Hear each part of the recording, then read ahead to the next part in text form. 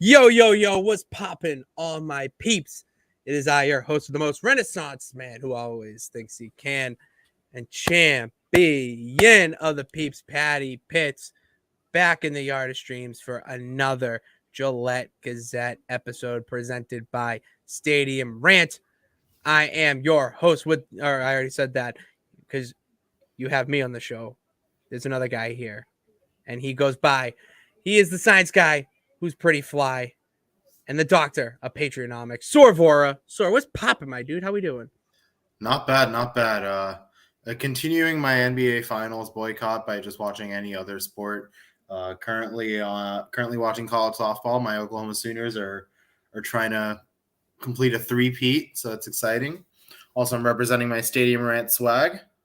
I know I haven't got mine. I like the shirt though. I'm a big fan of the shirt. We sell those, right? Yeah. Yeah, you get your own. That's what, because I didn't want to say, oh yeah, go get yours today at StadiumRant.com if we didn't have it, but go get yours today at StadiumRant.com. Sore Science Guy's rocking it. I'm gonna be rocking my hat at some point whenever I see Mr. CEO himself. So we're all having a good time with our swag and whatnot here. But yeah, you said you're boycotting the finals with your sport. I got the hockey on. All right. We got a little nonsense on the TV Alpha. We got nonsense to talk about. And so I wanted to talk, let you start out the show with the, little thing that we were talking about before we hopped in here. Because I think this is a really good feel-good story that we all kind of need to hear right now. So Yeah, take it away, Mike. Absolutely. I think, a lot of focus in the offseason goes on stars, right? But I wanted to highlight a little story. The Patriots signed Ed Lee to a 3-year deal. A lot of you are probably like, who is Ed Lee? He's a receiver from the Rhode Island Rams. Good, very athletic player, good downfield threat. Didn't get too much hype, largely because of the school that he went to, and maybe not the same reliability or just the same amount of film on him as some of the other stars in the draft class. But he got featured a lot in today's OTAs because some receivers are out, and he was pretty impressive. Very athletic player. I could definitely see him contending for a roster spot. But really, the feel-good story here is that he's been a Patriots fan his whole life, and you just love that. Like I always imagine a reality, as any NFL fan does. We all imagine a reality in which we are drafted in the NFL, and I can never picture myself with any other team than the Patriots. It would ache for me to be drafted by the Bills or the Chiefs or anybody else. So if I was drafted a Jet, your career is in the shitter. I'm just done. I'll pick another career. But it's just, he's getting to live his dream with the team that he loves, and I'm hoping that passion can show itself on the football field. Let's see some Ed Lee here. Last offseason we got some receivers that kind of came out of nowhere. Some of them didn't really materialize. We got a little Christian Wilkerson action. We got some Trey Nixon. We got some little Jordan Humphrey. Let's see Ed Lee make his name. Is Ed Lee going to be this year's little Jordan Humphrey for us? Because hopefully a little bit more valued by the team than little Jordan Humphrey was. Still don't think the Patriots realized what they had in him. They missed an opportunity. He could have been the answer to that offense, because honestly, anyone could have been an answer if they just were at the right place, the right time. Problem is, Patricia didn't put us in a position to be in the right place at any accurate time. So yeah, I like the signing. As like you echoed already, it's a hometown guy. He went to URI, major hometown hero points. You're going to a New England college, especially one that's not D1 known for their football. And he finished his career with 86 receptions, 1,263 yards, and 8 touchdowns. He's 5'10", 185 pounds. Jesus. and he earned all CAA football honors after leading the CAA with 908 receiving yards. Okay, so to me, what that says is that this dude just knows the game of football. That is not his position. We don't know what his position is yet.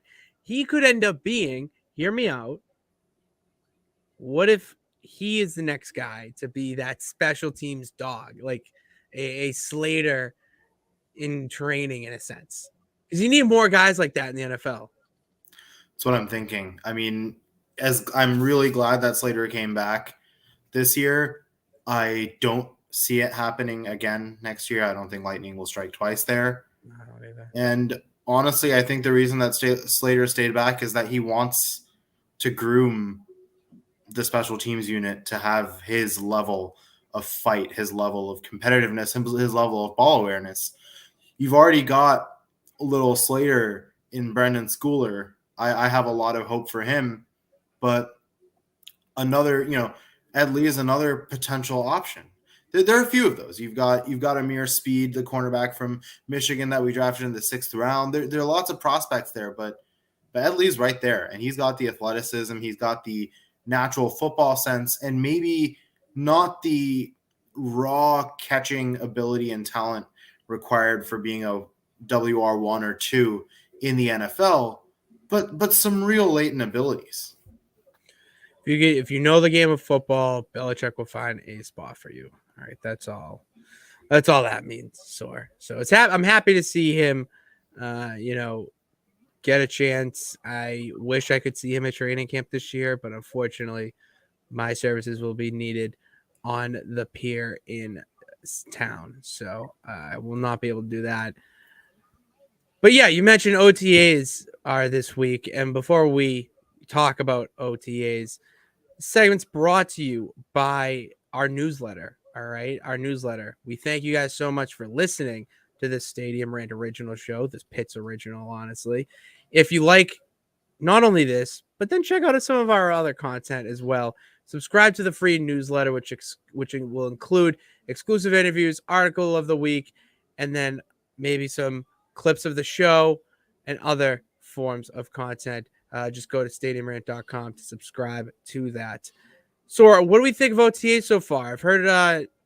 I've heard nothing but good things, and I'll start off with Christian Gonzalez. I heard, from what I've heard about from a comment by Devin McCourty saying that he doesn't like to overhype a rookie before they even played it down, which I agree. But he's hearing a lot of chatter among the league, is insider guys, that he's got something. And you and I saw in the first video they posted that you got a feeling. Maybe it didn't look great to us because we don't know football like they do, but you got that feeling when watching that okay, he's doing something pretty extraordinary just with his movements and whatnot, and he hasn't even put pads on yet, so yeah, I like that. We like that. Absolutely. I think two things that I've kind of picked on, and unfortunately we haven't actually seen these, and so we're having to go off of reports and little clips here and there. But ball skills and leg skills, I think, are the two big things. You can see the same kind of foot speed and athleticism that Marcus Jones and Jack Jones showed last year, except with another 4 or 5 inches of height. There were a couple clips of him having some really athletic one-handed catches. I look at that and say, hey, we're going to do what we did last year and put a cornerback on offense for a little bit. Why not? But also, you're just seeing why Gonzalez was supposed to be drafted in the top 10 and what a mistake it's going to end up being for a plethora of teams that they let a guy like this go to New England. You can't let a guy like that go to New England, especially under Bill Belichick. Bill Belichick has not only coached the greatest quarterback of all time, arguably player in NFL history, but then he's also coached pretty much not arguably at this point, the greatest defensive player in NFL history, Lawrence Taylor. So when it comes to greatness, the man knows what is and is not. Christian Gonzalez may be it. And if Belichick saw that and took a corner over a tackle, over a wide receiver, he knows something we don't. That's why it says in the intro, guys, in Bill we trust. I have trouble doubting him even after last season, because it's when you want to doubt him, he just goes and proves you wrong with that signing. It's just I'm kind of over doubting him in that sense, and I'm just waiting for a disaster to happen or it to work out and whatnot. So, Right. Yeah, it's exciting because I've said this a few times and I'll say it again. We've seen what Belichick can make out of corners with a lot less pedigree and honestly a lot less raw talent coming in than Gonzalez. If Gonzalez can match the work ethic of some of your underdogs, your undrafteds, your fourth round picks, and Belichick will make him. You get in the pick once you're there. You're not a first round pick. You're a guy competing for a roster spot. So Gonzalez is going to be if he needs to, he's going to be put in his place very quickly. I don't think he will need to, but you instill that Patriot way work ethic in a player with that much talent. It's a scary combination. And honestly, if no other picks pan out in this draft, which I don't think is likely, I think there will be many. I will still consider it a successful draft if Gonzalez ends up being as good as I think he's going to end up being. Yeah, and yeah, I completely agree because he has the leadership around him. I mean, not only with Mac Jones, which I'll touch upon after this, but Jawan Bentley on defense. Last year, a lot of guys in the locker room were saying how he just took that next step into being a locker room leader, that voice for everyone to get around. It's nice to see guys like that stepping up and be that next generation because you need it right now. You need someone to lead these group of guys into battle because last year it felt like no one wanted to lead.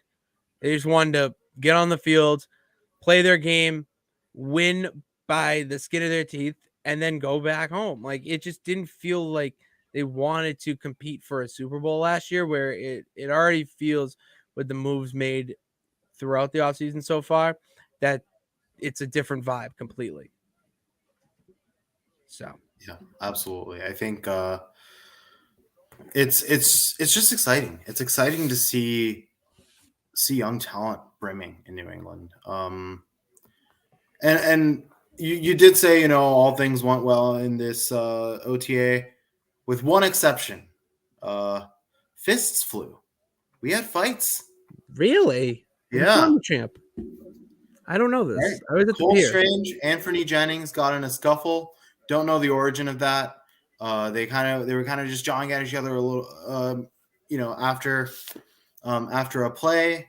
And then Christian Barmore got in there and threw a haymaker out of nowhere. It was very unpatriot-like.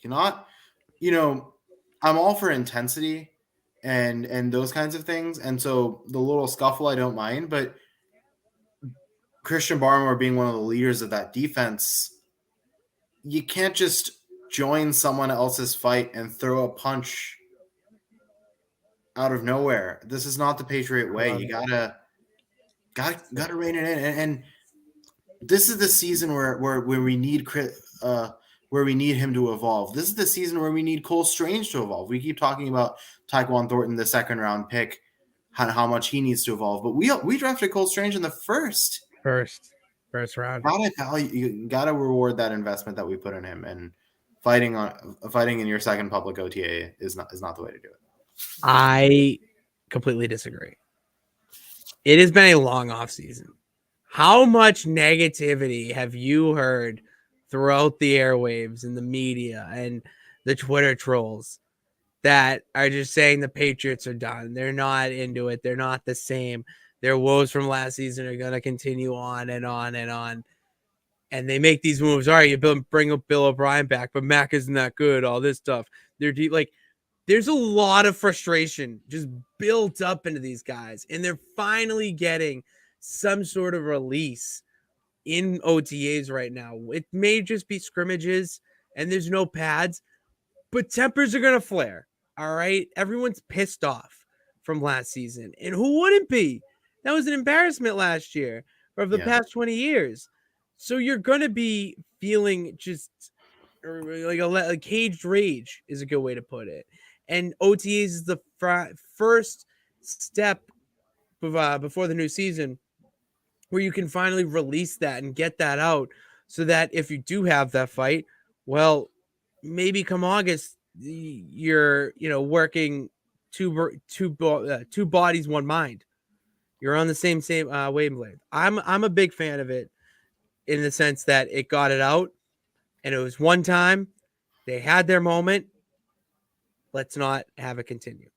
That's just my thing. Like, I don't want to hear about fights in 2-3 days, and I don't want to hear any of that bullshit. If they had it, that means that the fight's there. All right, we have fight. We didn't see a lot of fight out of these guys last season. So, yeah. No, I absolutely get where you're coming from there. I think I would like to see that anger directed towards the opponents. I wouldn't have minded if this was in training camp towards another team, but I feel like this is, you want to stick together as a team. And again, it's the Christian Barmore part where he got involved in a fight that wasn't his and just kind of threw a punch for the sake of throwing a punch. Yeah. I think, if this is unbridled kind of intensity that just needs to be reined in a little bit and it'll translate on the football field, that's one thing. And it's not the solitary fight that I'm worried about. It's that's time that the Patriots could have used to continue to hone and do things. But Belichick was saying that the practice before that day had been really intense. So maybe there was some pent up frustration and maybe things were going on. I'm not going to fault anybody too much. Just a thing that happened. It's a little spice. It's a spicy meatball. That's that was. I don't know why. All right, moving on. But yeah, no, we can finish up because I got stuff back. No, I wanted to just go back on the topic of a good story. We've got a little quarterback turning into receiver situation happening with my guy Malik Cunningham, and the first thing that comes to my mind is, I look at Malik. He shows a lot of athleticism, a good arm, a serviceable arm, but he really was getting it done with his legs and his football sense and just his ability to do things with the ball in his hands. And who comes to mind? Who am I thinking of? Quarterback turning into receiver. It's number 11. Of course. Oh, it's number 11. This is why the Patriots took Malik Cunningham as an undrafted free agent. They see him as the next Edelman. He can be that kind of guy. He's got good hands. He's got good athleticism. He just needs to learn the fundamentals of being a wide receiver. We could be looking at something really exciting here. Come August, week 1, all that. We're going to need it. They need to load up in offensive weapons this year. You need to come out way stronger than you did and kind of just like over dominating. Maybe this is the year where you start out maybe 3-1 and you're winning in blowouts because you want to prove that the depth of your offense and your weapons is just bottomless. And if you can do that with guys like Malik, with more additions that I'm waiting to talk about, Tyquan Thornton too, Kendrick Bourne, not out of the doghouse because a competent coach is here. Like it's nice. There's hope. There's sun rising. It's just beautiful. I just want to see that in August as well. Yeah, absolutely. I think it's exciting seeing there's last year an experiment like this would be done because Matt Patricia is like, I'll try anything. You know, I'm just feeling like trying this. But feel frisky. When it's Bill O'Brien, when it's Bill Belichick, something feels deliberate about it. Something feels natural. And everything about these OTAs have felt deliberate and natural. And I mean, it's something I said last week, and it's something I'm echoing this week. There's just a larger comfort level throughout the group right now with what the Patriots are trying to do. There really is. You can hear it in the press conferences. You can see it. Already, like it's nice. It's a nice breath of fresh air. I can't wait. I finally have some hope again for the New England Patriots.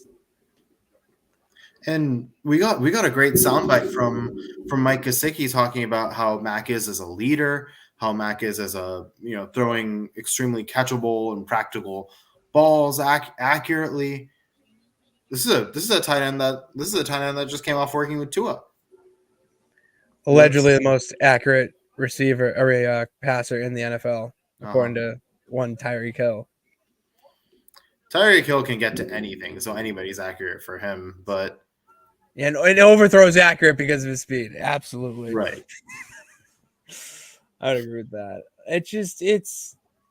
It's nice. I when you have comments like that being said about Mac in his third year, and they were said in his first year too, and it hasn't gone down, it's only strengthened. It's comforting. You know, there's a lot of teams right now that really would be begging for a guy like Mac Jones in their locker room.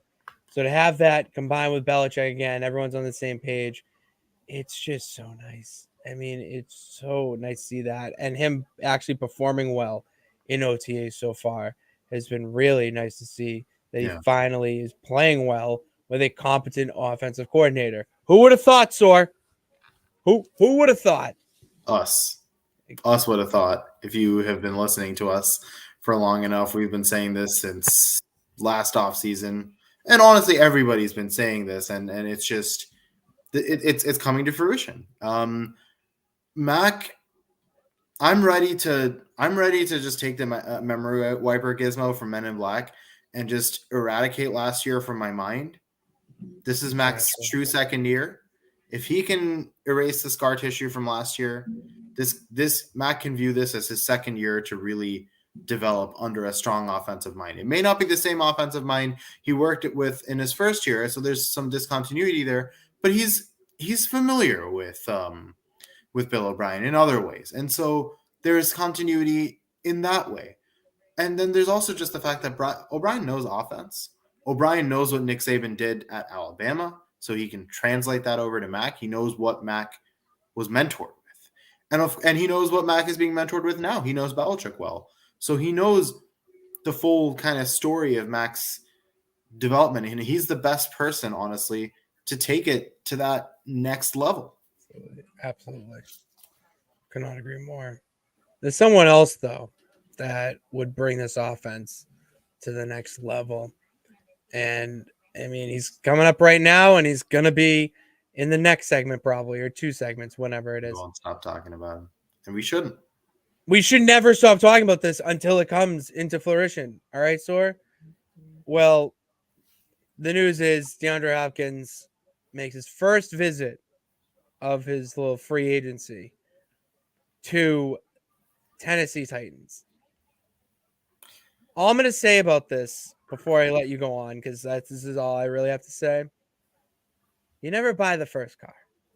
You never take the first offer. That's all I'm going to say. All right, when you go to the car dealership, you don't buy the first car that the dealer shows you. You poke around. You really get to know the car. You sit in it to picture yourself driving it, how you feel in it. And honestly, like the Titans, really? Like, I feel like this can't be a serious visit. No. This is DeAndre doing his due diligence to every team that has claimed interest in him. And also having an alternative in mind for some of the teams that he's really interested in if those teams don't offer him what he wants financially. I know he he cares a lot about which quarterback he works with and all of those things, as he should. But at the end of the day, money does talk, and I think that will be a big part of it. And so he wants to, the Titans are a team that's on the fringe of contention, and they're in an easy in an easy division. They can make it to the playoffs potentially, but they also feel stuck. Feels like the Titans have been on this. They contend in the AFC South, and they really don't threaten to go any further than that. And whether it's Tannehill or Levis, I don't think either of them can bring out. Or Malik Willis. Right. I'm not considering Malik Willis a serious contender in this QB race, but yes, him too. I just don't see it. I watch a lot of college football. I watched a lot of Mac in 2020, and I watched a lot of Will Levis last year, and I don't see Will Levis bringing anywhere near what Mac Jones can bring out in D-Hop. And the same way around. D-Hop can turn Levis into a serviceable quarterback in the NFL. D-Hop can turn Mac Jones into an elite one. I don't need to say you're right. You're right. You're 1,000% right. Look what Moss did to Brady in 2007, and that was Tom Brady. Okay, we're talking about Mac Jones. One guy could really take him over that edge. Until Brady got that number one, even he was just a winner game manager that wasn't putting up unbelievable stats. Cheat code. It's after Moss. And then, obviously he still was able to bring out unbelievable talent and lesser receivers. But it was with Moss where he was able to have those just statistically monstrous seasons. That Tennessee game brings to mind where you have 5 touchdowns in one quarter. I just like, and that's because you have a guy like Randy Moss, a playmaker, even in the snow. Rain, shine, or snow, sleet, you're going to have a guy that you can rely on every single play. That guy is a DeAndre Hopkins, all right? I don't feel that with anyone in our receiving corps right now. Like, why wouldn't you do that to a guy that really needs to prove himself, so not only himself, but your organization? So wouldn't you want to put him in the best position possible? And that best position is getting him the best receiver in the league, DeAndre Hopkins. Yeah, absolutely. I could not agree with you more. What do we think of Dalvin Cook? The Patriots just need to do this. Oh, sorry. What do you think of Dalvin Cook? Because that's the other one that I want you to go off. Was just gonna ask you that. Go off, my science guy. I inform the champ here about your thoughts on this. This might be a controversial take. The Patriots don't need him. The Patriots have operated well with a running back by committee approach. They they have different running backs with different strengths, and they put themselves in a situation where an injury to any one of them doesn't take them completely out of the woods. We've seen what happens to the Vikings when Adrian Peterson got injured way back when. We've seen what happens to the Titans every time Derrick Henry gets injured, or if Chris Johnson got injured. It's that same thing over and over again. The Patriots are built to withstand injuries in the running back group, and they're built to have they're built to not have one person take on too much of a load, and they're built for situations. And so this team has got a prominent feature back in Ramondre Stevenson, a good backup in James Robinson who can do a little bit of everything, and who's this year I think he's going to be a lot closer to his first year in Jacksonville than he was to last year in New York. And then they've got a third down pass catching back in Ty Montgomery that people keep forgetting about. Their running back group, and then they've also got the fastest running back in last year's draft in Pierre Strong, who's ready to take it to another level. Don't need another running back, and that money is better saved for a guy like DeAndre Hopkins. And if they're not going to pull the trigger on that, which they absolutely should, then save that money for some big signing next offseason or at the trade deadline. You don't need a feature back. You already have one, Ramondre Stevenson. So well done. Well done. I couldn't agree more. I really could not agree more. There's no reason, it just doesn't make sense. And the only thing I would disagree with, excuse me, get some water. Sorry, chips. The only thing I would really disagree with was just the wording of how you said it was a running back by committee, is it doesn't feel like a committee. And I say this, well, I mean, it kind of is, but it's more of a set roll back. You're not going to have Ramondre Stevenson on third down catching screens. That's Ty Montgomery's role, or JJ Taylor, or even James Robinson. You're not going to have James Robinson be your first down, coming out of the gate. It's going to be Ramondre Stevenson. So everyone kind of has their role that they play. And usually like, well, wouldn't you want a guy like Dalvin Cook who can do it all? Here's the thing. It's cheaper to hire 3 guys to do a job than to hire this one guy to do it. Basically what it comes down to. And then, as you said, why not save that money if for the unforeseen circumstance that DeAndre Hopkins is not in a Patriots uniform in 2023, then you know what? You save that money and you go make a move at the deadline, or you grab a receiver whose contract's up next season, or you grab another big name guy, because that's the only thing you're missing is just a big name free agent. You got 2 out of 3. John didn't work out, so we're still holding hope for that third. And DeAndre Hopkins is that third guy to put you over the edge and get you maybe one, not just one playoff win, but maybe 2 and a potential Super Bowl. Just saying. Right. And it's, the type of receivers that we normally get in free agency. And they're some usually decent players. Like we got, a very serviceable tight end in Hunter Henry, a guy in Jonnu Smith who was a bit of a risk. Nelson Aguilar, was up and down. We didn't know what he was going to get from him. Kendrick Bourne was more of a slot guy. We weren't sure what we were going to get from him, but they were promising. And about half of them panned out. Jonnu and Aguilar didn't. Bourne and Henry did. And so when you're talking in those terms, and you've got a guy like DeAndre Hopkins, where it's not a question of, I wonder if he will work out. Instead it's, I know DeAndre Hopkins will work out. He will have a good season, and he will improve Mac Jones in the entire offense. It's just a question of whether he's worth the price, which he is.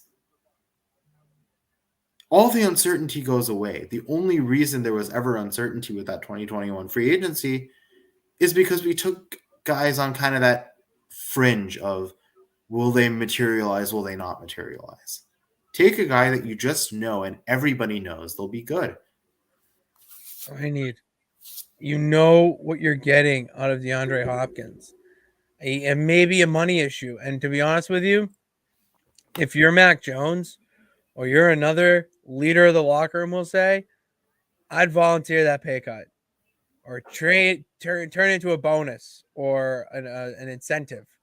You know what I mean? Like, just allocate that money somewhere else, because adding a guy like DeAndre Hopkins to your team puts you from a bottom tier to a top tier with the snap of your fingers. So why not do it? Look at what he did with all those bum quarterbacks. TJ Yates, DeAndre Hopkins had a sick year with. Okay. All right. Like, we're going to be all right. You just got to get him. You just got to get him on the team. Ugh.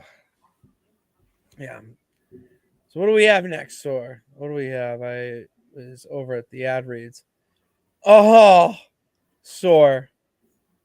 I think it's time for our favorite segment of the week. Yeah.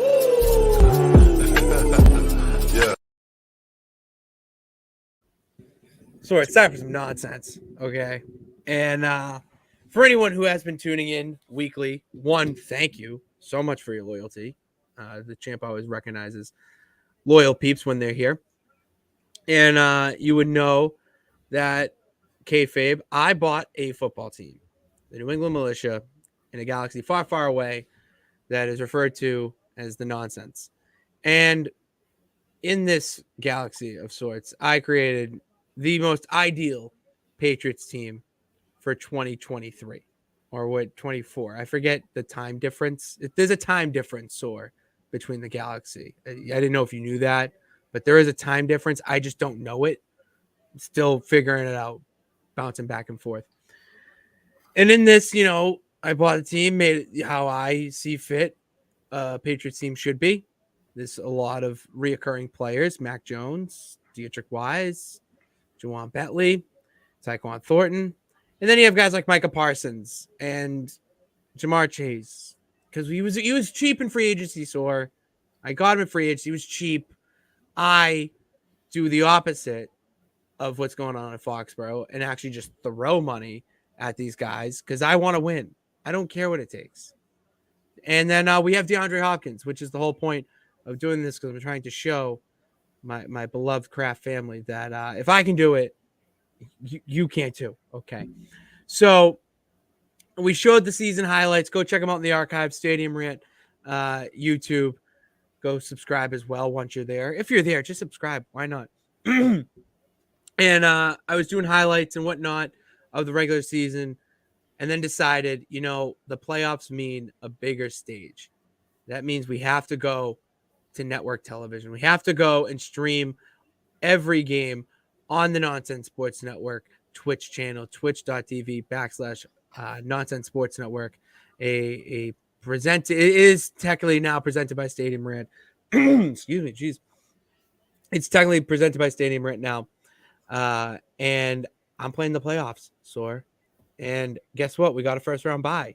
Those 4 wins that you saw last week, vital in us locking up the number 1 spot to get that bye and home field throughout.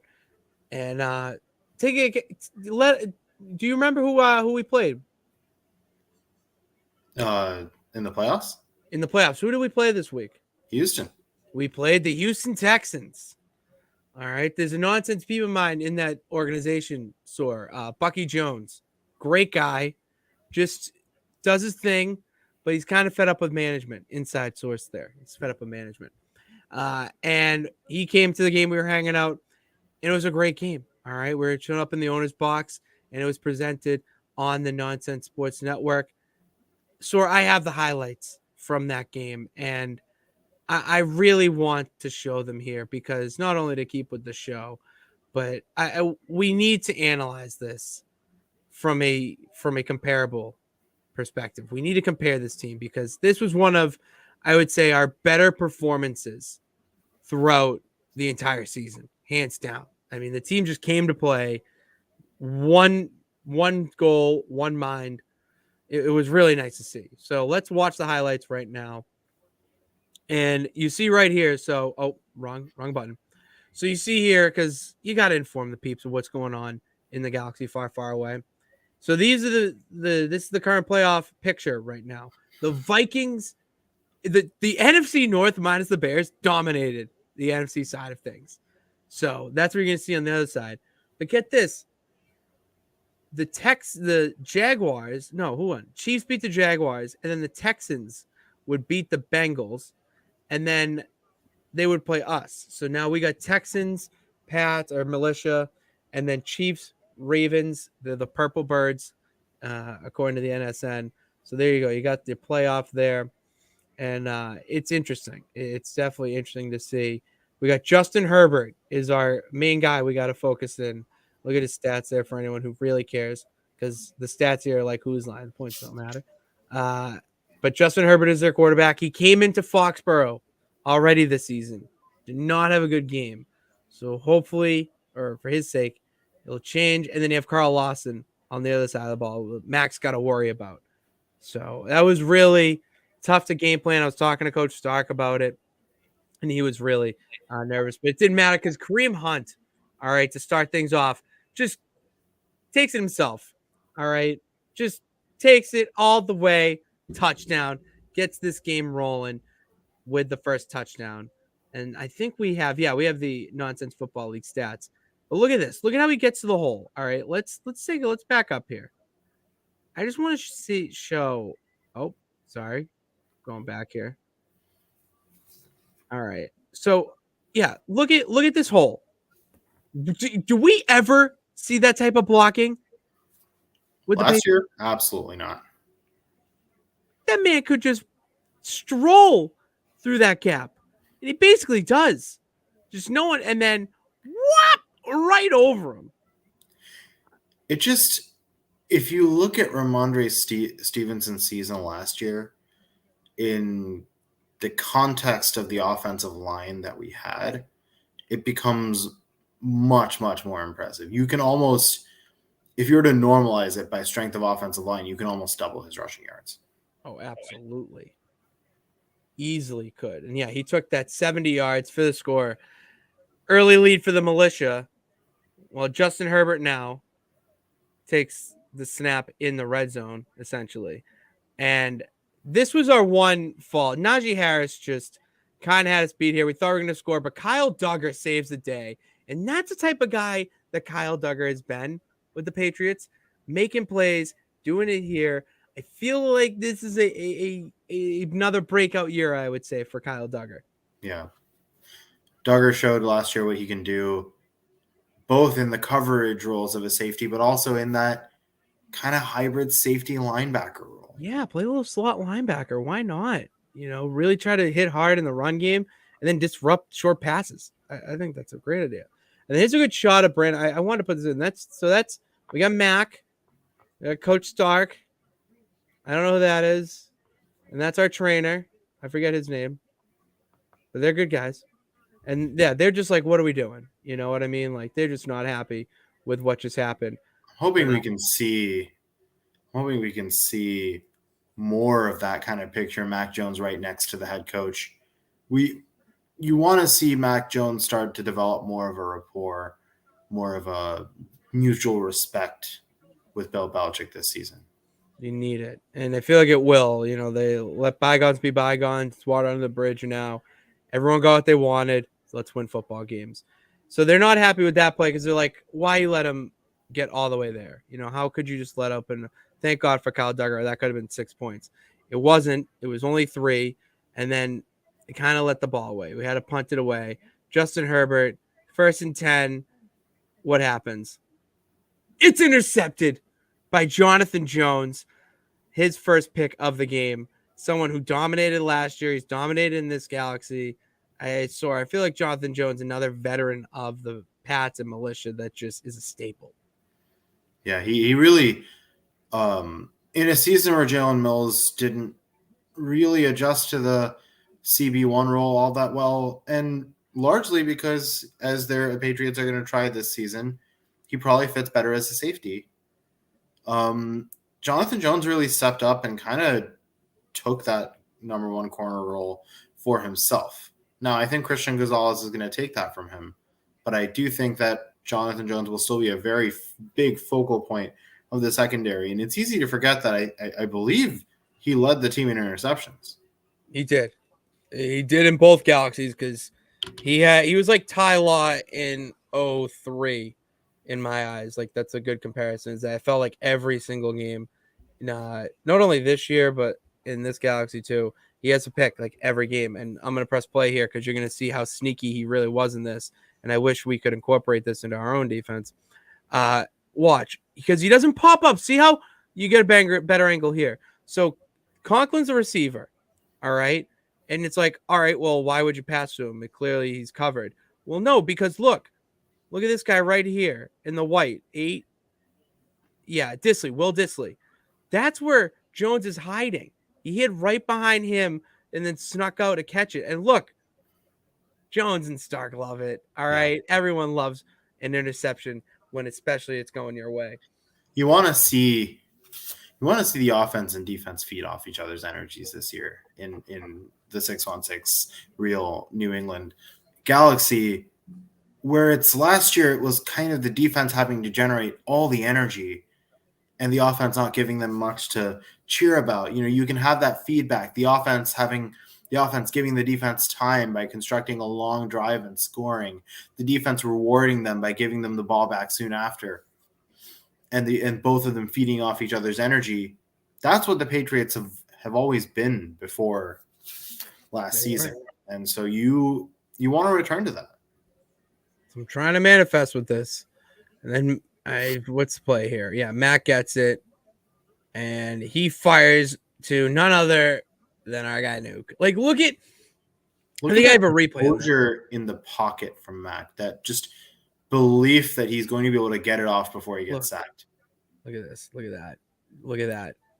Guy in front of him. Good blocking there. And then close side here. He's trying to spin move, but blocks him. Mac is a nice open hole.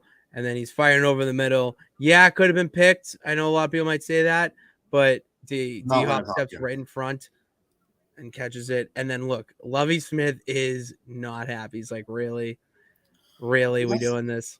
That's the difference that Hopkins makes, right? Like you can take some of those risks and go for balls that might otherwise have a risk of being picked.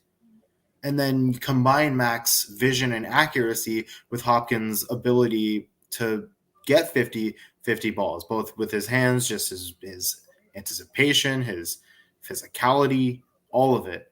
And the other thing about that play was that the right tackle just gave him that extra second of time. And because Mac had a right tackle he could believe in, which he didn't at any point last season, he was able to stay firm in the pocket and complete that throw as if there was nobody on him. That's what we need. Just give him time. That's all Mac needs. And then he sets up here. You think he's not. He's blowing right by him, and he's finding the end zone again. Kareem Hunt's second touchdown of the game, 14-3.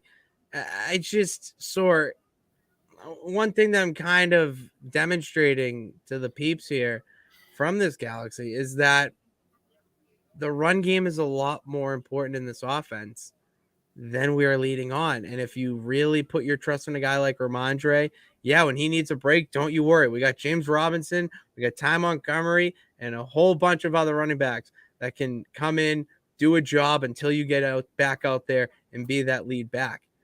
With a well-coached offensive line, you should be able to bring out that run game. Exactly. You can actually really get it out and get it going. His second of the game. This was dominant performance. I mean, yeah, he's just outrunning everybody. And then it looks like he dives in here, but he gets no, wrong thing. Wrong touchdown. Yeah, that was another one. Maybe a spoiler. Who knows? So yeah, Texans have it again, 14-3.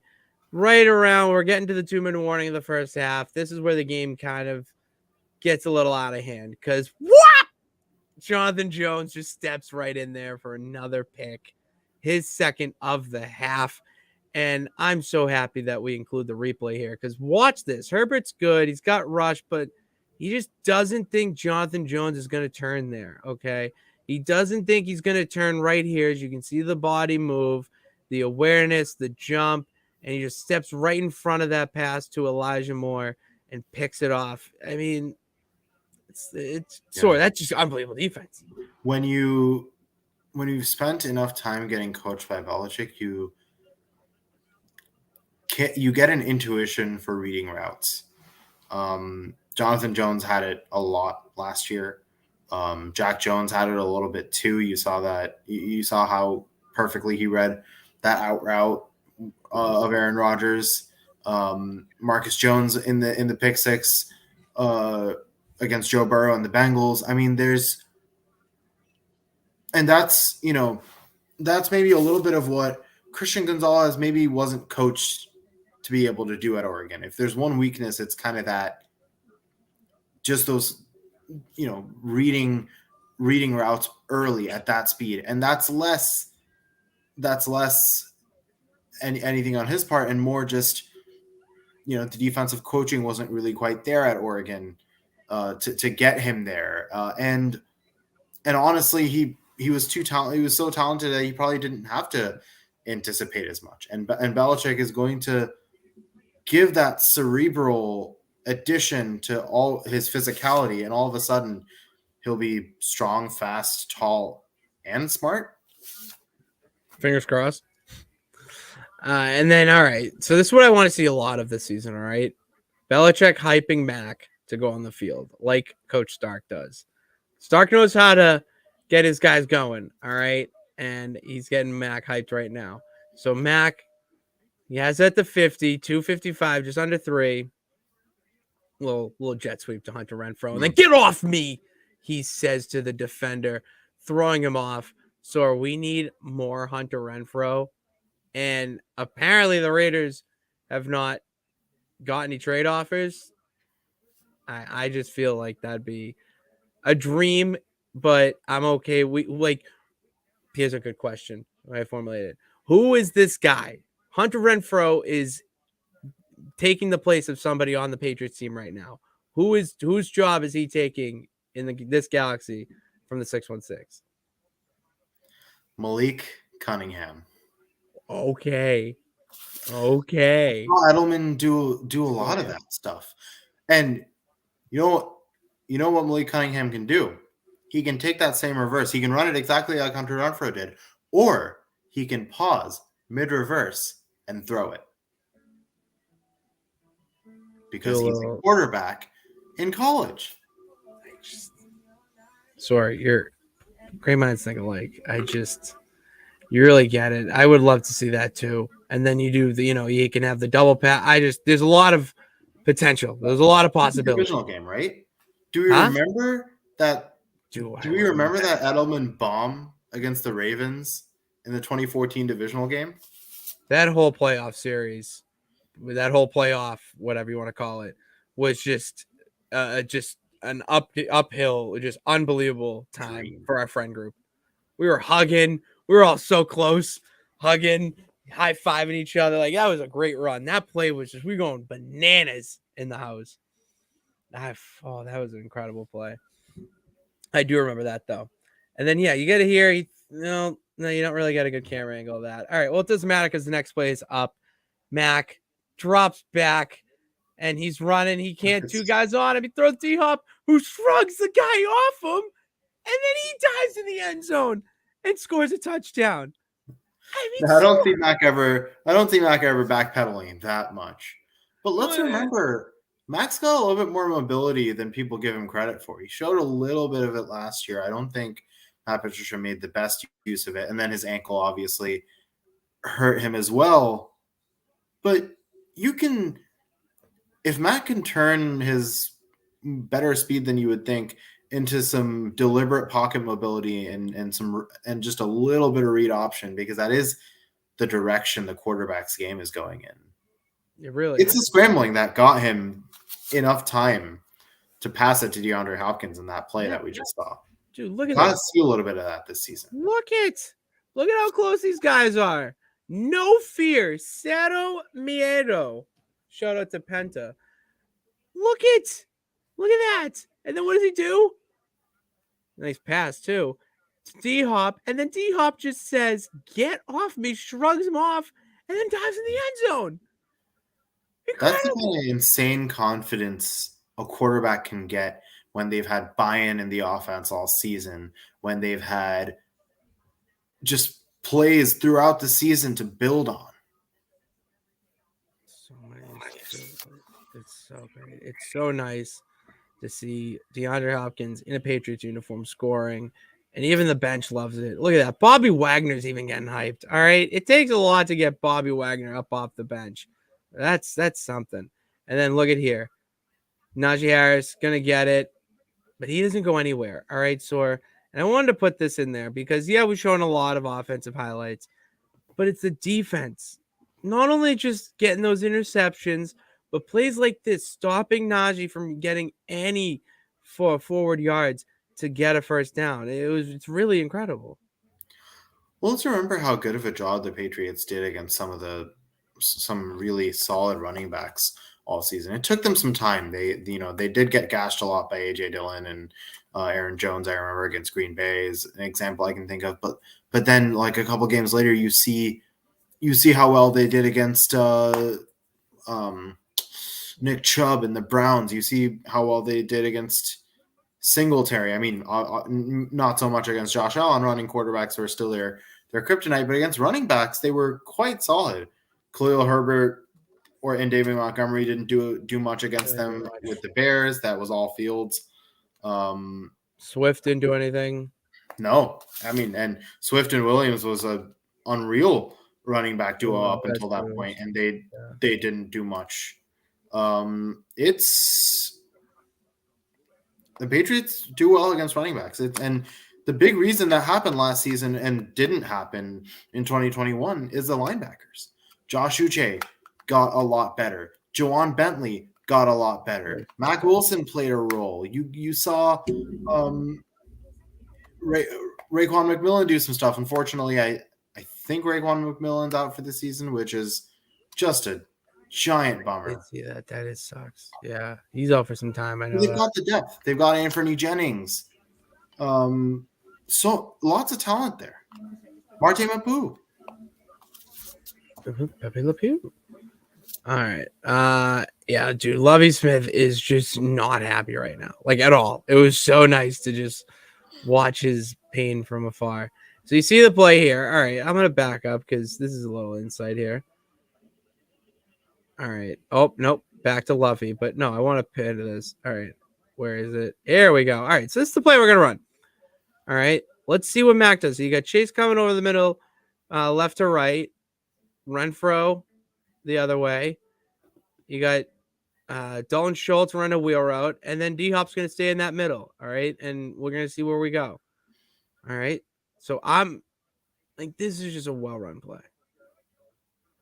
Throws it to Chase. He's going to get some yards, and then this is where things go haywire, okay? So that fumble would end up leading to be probably the worst play of the game by far. End up being a fumble 6. Elijah Molden would score. This is where things got tense. So, all right, I'm in the owner's box, and I'm scared. I thought this is where things were going to turn because Mac, his confidence this season, you know, there were late games where he did everything he could, but it just wasn't enough. And the playoffs, he needs to win the Super Bowl. I can't stress that enough that he needs to win the Super Bowl. So to have that was going to be very important for New England this year. Can't allow plays like that. But also, you look at the number of offensive options on the design you showed, and up until the fumble, it was a well-executed play. When you have weapons, the defense, and when you have a variety of them, the defense can't focus their attention on any one of them. Even though the Patriots have Hopkins, they have enough threats other places where teams can't really afford to put too much attention on Hopkins. And this is what versatility and depth brings you when you have that at receiver. It really does. If we have Hopkins, you have Juju, you have Bourne. You can't leave those guys alone. You have Parker, you have Thornton. Plenty of threats to go along with him, and DeAndre can serve as a decoy. You put too much attention on Hopkins, Thornton's getting the touchdown. Easily. And we got another play here. Hopefully this one goes better. Chase and D-Hop just running go routes. Then you have a nice little Dalton Schultz tight end attack, little post to the left side. I'm pretty sure I know what happens next, but let's see for ourselves. Yeah. Oh, no, it's not. It's Jamar Chase. Makes up for it. Next play. The next play downfield makes a contribution. I mean, that's how you bounce back, Sor. That's just how you bounce back. And when you've had a positive season like the Militia have, you can take your mistakes and put them in the past and not let them bog you down. When the Patriots offense was dealing with so much negativity already and so many mistakes, the mistakes were just piling up on each other, and the team was just getting more and more and more down. And it was just harder and harder to navigate everything mentally. Oh, for sure. And dude, Stark loves it. I love seeing Coach Stark getting fired up on the sidelines. We got Mac Jones run. Oh, yes, I remember this play. This was awesome. You think he's going down? Nope. Turns on the Jets. Third touchdown of the game. The Patriots offense runs through Kareem Hunt in the divisional round. I love it. I mean, this is where I was like, all right, we're back. Because touchdown for touchdown, pretty much out of reach right now. but you still got to be on your toes. So there you go. Nice little shrug off. And then he's just going to go in, boom, hit, touchdown. It's nice. It's nice to see. And then Herbert, one final shot here, just trying. And he just does, this was terrible. He just absolutely throws a piss missile down the field. And Sword, do you know who that is off the top of your head? I do not. There's one Mike Evans. Justin Herbert threw it like 70 yards downfield to Mike Evans. This is where things got a little nerve-wracking. The jersey number is 19, though. I thought Mike Evans is 13. Someone else. Cooks is 13. They have Brandon Cooks, too. So that's interesting. Brandon Cooks and Mike Evans. That's why they were the number 1 seed until week 14, I think, when we played them here. They were good. They had a really good record. But we shut them down. No one beats the militia in Foxborough. I'll tell you that. But that was ridiculous. I mean, dude, I couldn't believe this happened. I mean, just watch this again. Mike Evans runs an unreal go route, just straight, beats him with his speed. Herbert just unlaunches a cannon, and it was like 60 yards in the air, something like that distance, and just perfectly placed right over our defenders. Not the best, but you got to deal with it. Herbert's a scary man. I think because the Chargers have not been too well coached in years past, people forget that. But once the support is there properly, Herbert is right up there with the best young quarterbacks in the league. Oh, for sure. For sure is. And they try to put another touchdown on the board here. Do they get it, though? That is the question. They don't, because Kyle Duggar spoils their party as he takes us back all the way. Soar, I already mentioned how much of an influence Kyle Duggar is to the defense. Plays like that makes you an X factor. Hands down. Duggar scored 3 touchdowns last year. I think people forget that. People do forget that. I think he has 3 this season, too, at least. We had a lot of pick sixes. And then that was kind of it. The game goes on. The Texans would score again, spoiler alert. But it really didn't matter, Soar, because at the end of the day, the final score, as you see Lovie Smith throw his Gatorade cup because he knows his season's over, the militia move on to the AFC Championship game, 42-21, and they found this out at halftime during this game, actually. They are going to be playing the Purple Birds from Baltimore, Soar. So a very interesting game. And you know what? When did we do this? I did this on Monday, right? I think Monday. Yeah. So I think we run it back on Monday. I think Monday Night Football, I think it's a good way to put it, right before Raw. I think that's a great little segue into Monday Night Raw. So pulled up some stats of the Patriots last season because I was pretty sure I knew this, but I wanted to verify. Read them. Yeah, let's hear it. The only people to score more touchdowns than Kyle Duggar last year were Mac Jones, Ramondre Stevenson, and Jacoby Myers. That is it. Devontae Parker scored the same number. Hunter Henry, Kendrick Bourne scored less. Nelson Aguilar, Tyquan Thornton, Jonnu Smith, Damian Harris scored the same amount. Oh my God. That's insane. That's insane. Billy Zappi also scored more touchdowns than Kyle Duggar. But yeah. I think that's just straight. That's crazy in the other sense. That Bailey Zappi scored more touchdowns than a starter. That's wild. Right. Just 3, 2 interception return touchdowns, 1 fumble return touchdown. Marcus Jones also scored 3 touchdowns, 1 on offense, 1 on defense, 1 on special teams. The Pats were kept afloat, honestly, by non-offensive touchdowns. It required a Herculean effort from the defense last year to keep them at 8 and 9.